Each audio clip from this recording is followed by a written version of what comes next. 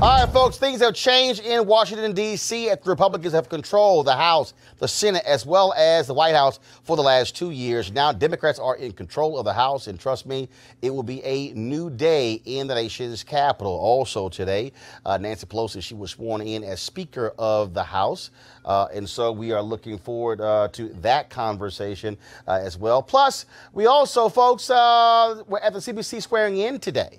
That took place, of course, 55 members of the CBC, the most in U.S. history. We also live streamed the entire ceremony, and so we're going to share some of this with you. And so here are some of the highlights.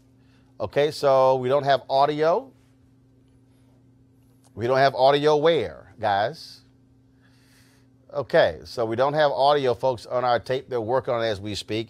But let me break it down to you. Today at the Warner Theater in Washington, D.C., a packed house, more than 1,000 people were there to watch the CBC swearing in. Now, first of all, it was a ceremonial swearing in, but it's weird what they do every 2 years where they actually present all the different members.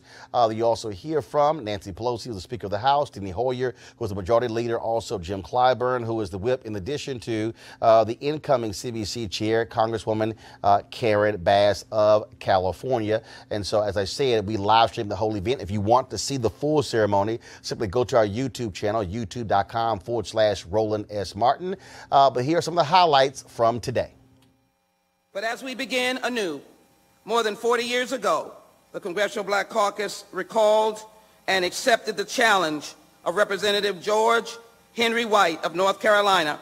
Representative White was the last of nearly 40 African Americans who were forced out of the United States Congress after emancipation and Reconstruction and the beginning of Jim Crow. They were strategically forced and removed from office through the systematic voting disenfranchisement of African Americans and redistricting, a fight we continue.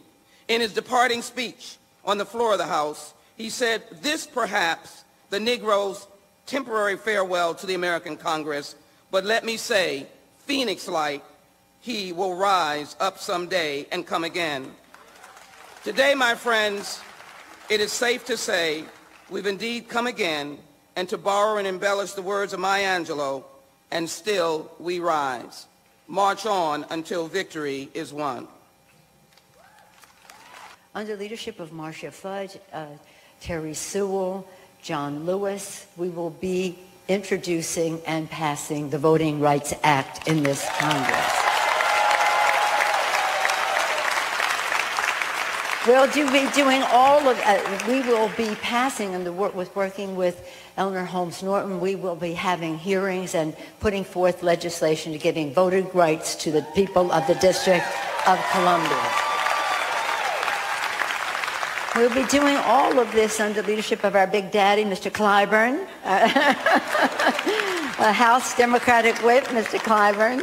Thank you for your leadership and your guidance in so many of these areas. And what's exciting is that we're going to have so many chairmen from the Congressional Black Caucus. Let us see. Maxine Waters, Chair of Financial Services.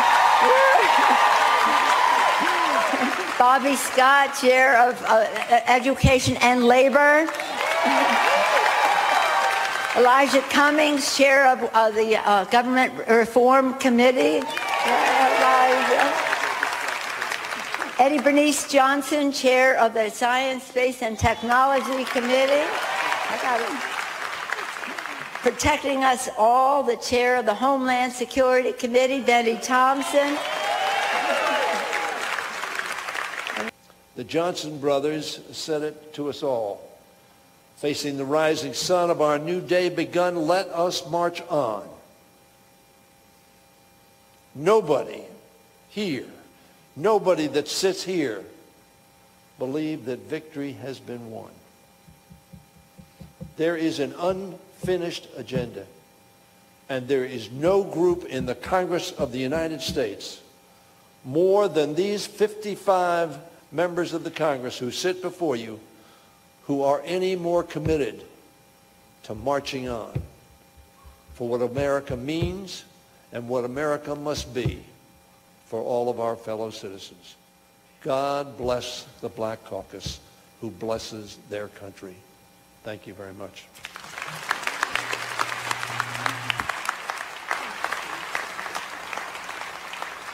it was 2 years ago that I stood at this podium in very vulnerable and dark times.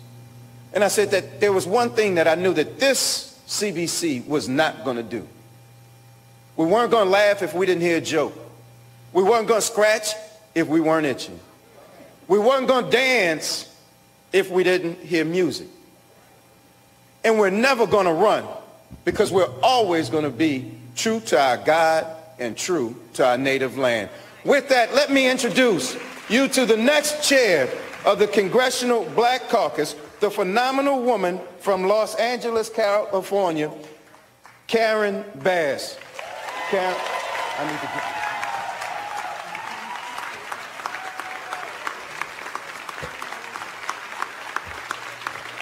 I will present the gavel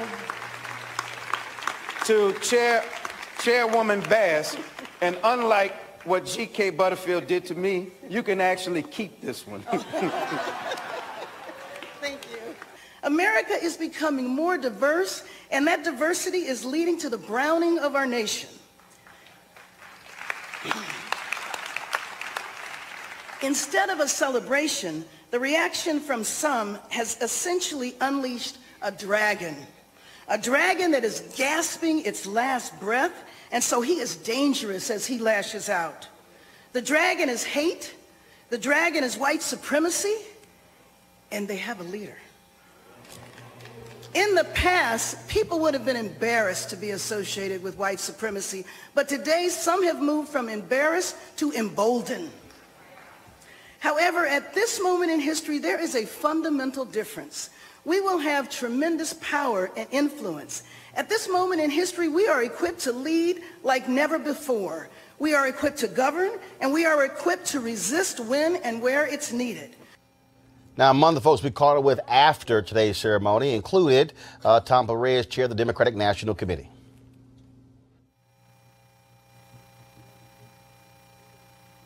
The 116th Congress is going to be a Congress to be remembered because not only do we have a historic number of African Americans, we also have a historic number of women. And in addition to that, I think when you look at the leadership of the 119th Congress, it is something that would perhaps terrify the people who tore the nation asunder for the Civil War to see that even though they pushed us down into the murk and mire, we are now people who are leading the United States Congress in the year 2019. So I'm excited about it. There are going to be some ugly and dark times in front of us because I think the president has done some things that are going to eventually fall back on him and to some degree damage the nation again when people find out fully what he has been doing financially and maybe even in some areas that I won't even talk about at this point. We have a lot of influences, chairs and a much larger caucus, but our focus is going to be on advancing the agenda, making sure people have better wages, make sure they have safer work sites, quality health care at an affordable price, higher education and K through 12. There are a lot of issues that we're going to be working on, and it's going to take a lot of work and a lot of support. So we're looking forward to working with people around the country to make sure that we can advance our agenda. CBC has always been the conscience of the House of Representatives and frankly the nation. And now the strength in numbers, the number of committee chairs and subcommittee chairs, what that means is that the conscience in action with the power to make change, the power to make sure America works for everyone, the power to make sure we invest more in schools rather than prisons, the power to make sure we restore voting rights and restore our democracy and restore opportunity in every zip code. That's what today means. We got a lot more work to do, but it is such a proud moment to see so many incredible people, strength in numbers. Now, that, of course, was this morning, a little bit later, of course, over on Capitol Hill. Democrats, they actually elected Nancy Pelosi as Speaker of the House. Here was Hakeem Jeffries of Brooklyn putting her name into nomination. Nancy Pelosi